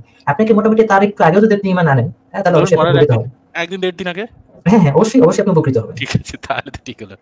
অমিত ভাই আপনি ইসলাম গ্রহণ করেন, কি দরকার এই মাশাআল্লাহ ইসলামে দাওয়াত দিলেন, ধন্যবাদ। তবে অমিত ভাই আমার পক্ষ থেকে কিন্তু আমি কখনোই মিনার ভাইকে দাওয়াত দেব না যে ভাই প্লিজ ধর্মটা ছেড়ে দেন। আমি তো হিন্দু ধর্মে করছিলাম। ও করেন। আর অমিত ভাই আপনাকেও আমন্ত্রণ রইল, আপনি অনেক সময় আলোচনা করতেছেন, আপনি আসতে পারেন। আপনি তাকে ওপেন স্টেজে আসছেন, আপনি মাঝে মাঝে আসতে পারেন। মিনার ভাই এই জায়গাটাতে আমি একটা জিনিস বুঝতে পারছি, আমরা যখন তাদের নাম ধরে আপনাকে বলতে চাচ্ছি তাদের কি সমস্যা, তখন আপনি বলতেছেন তাদের কথা বলেন না, আবার আপনি সেখানকার কথা সেখানেই ডাকছেন। আচ্ছা ঠিক আছে সরি। মিনার ভাই গতকাল আমাদের সাথে একজন এসে যুক্ত হয়েছিলেন আপনি যাওয়ার পরে, ওনার নাম হচ্ছে আয়েশা, উনি এই যে ওপেন স্টেজে যুক্ত হয়েছিলেন। ওনাকে পাগলা কুকুরের মতো চারপাশ থেকে কামড়ে ধরা হয়েছিল এবং ওনাকে বানিয়া শান্তায় তার জন্ম কিনা সেটা জিজ্ঞাসা করা হয়েছিল। বানিয়া শান্তা মানে একটা বেশ্যাপল্লী। উনি কিন্তু কোনো খারাপ কথা বলেন নাই, নবী সম্পর্কে কোনো কটূক্তি করেন নাই, কিচ্ছু করেন নাই। ইনফ্যাক্ট কোনো মানে তেমন কোনো কথাই বলতে পারেননি, বলেছেন খালি আমি একজন সংশয়বাদী, একটু খালি বলেছেন। তারপরে তাকে যেইভাবে নোংরা কথা বলা হয়েছে, তাকে যেই বাজেভাবে ব্যবহার করা হয়েছে সবাই মিলেমিশে, এবং সেখানে শুধুমাত্রই যে মানে মনুসংহিতা তানভীর আর মানে হুইস্কি এর সাথে শুধু যুক্ত ছিল তা না ভাই, বাদ বাকি যারা ছিল তারাও মজা দেখেছে এবং কমেন্টে খারাপ কমেন্ট করেছে, সেগুলো আমি দেখেছি ভাই। আচ্ছা ঠিক আছে, আমি ভিডিওটা দেখেছিলাম, আমি আজকে ভিডিওটা দেখেছি আর কি, মানে আমি শুনেছি। আমি আসলে যেদিন হয়েছিল ওই দিন আমি আসলে দেখিনি, তবে আমি চলে যাওয়ার পরে যে উনি বলেছেন আয়েশা নামে যিনি, আমি দেখেছি। তো আসলে আমি জানি না কেন কি হয়েছে, তবে আমি এরকম যদি হয়ে থাকে তো সেটা তো খুবই খারাপ, আমি সেজন্য দুঃখিত আর কি, মানে আমি দুঃখ প্রকাশ করছি এই জন্য। আর এখন আমি এটা বলতে পারি যে এখন আসলে ইনশাল্লাহ এরকম কিছু হবে না, ইনশাল্লাহ এটা বলা যায়। কেন হবে না এটা একটু আমাকে যদি বলতেন, কেন এখন হবে না? কারণ হচ্ছে আমরা সবাই চেষ্টা করছি আগের থেকে আরো ভালো মানুষ হওয়ার জন্য, আরো ভালো। মানে এই মনুসংহিতা তানভীর কি ভালো হয়ে গেছে? তানভীর ভাই তো আসলে ওপেন স্টেজে তো উনি না অ্যাডমিন না বা মডারেটর না। ওনার আলোচনা আমি ওপেন স্টেজে দেখেছি। উনি কি ভালো হয়ে গেছে নাকি ওনাকে বের করে দেওয়া হয়েছে? বের করা না করা তো কোনো ব্যাপার নেই। আর তানভীর ভাই তো ওখানকার না অ্যাডমিন, একজন আলোচক তো আলোচনা আগে হয়তো করতে আসতেন, এখন হয়তো মানে ওনাকে কি বয়কট করেছে, ওপেন স্টেজ কি ওনাকে বয়কট করেছে নাকি? আমি তো আসলে ওপেন স্টেজের আমি কিন্তু অ্যাডমিনও না, মডারেটরও না, আমি জাস্ট একজন বক্তা। তাহলে তো ভাই, তাহলে আপনার সাথে কথা বলে তো ভাই লাভ লাভ নেই। কারণ ওনাদেরকে যদি এটা বলতেন, আমরা ওনাদের থেকে জানতে চাই যে কি ব্যাপারটা কি ঘটেছে, আমাদেরকে তো স্পষ্ট করে বলতে হবে। হয়তো মনুসংগীত তানভীর আর হুইস্কি এর সাথে তারা বয়কট করে দিয়েছে, বের করে দিয়েছে, তাহলে তো এটা আমাদেরকে সরাসরি বলতে হবে যে না ভাই ওরা খারাপ, ওদেরকে বের করে দিয়েছি, আমরা এখন ভালো ভালো। তো তাহলে তখন আমরা বুঝতে পারবো। ওপেন স্টেজ তো আসলে উন্মুক্ত প্ল্যাটফর্ম, যে কেউই তো বক্তব্য দিতে আসতে পারে। সাধারণভাবে বয়কট না না না, তানভীর যে আলোচক ছিল এই কথাটা ওনারা বারবার বলেছে। তানভীর এবং এরশাদ এরা হচ্ছে আলোচক এবং ওনাদেরকে দর্শকরা এসে প্রশ্ন করতো, এটা আমি নিজে দেখেছি ভাই ওপেন স্টেজে অবভিয়াসলি। এবং তা না হলে সে এই যে যাকে মা চো বলে গালিটা দিল, যে ধর্মীয় পরিচয়টা দেয় বেটা, মানে এই যে গালিটা দিল মা চো বলে, সেটা তো অবভিয়াসলি সে আলোচক হিসেবেই দিয়েছে না, ওখানকার নিয়ন্ত্রক হিসেবে। তারপর বলছে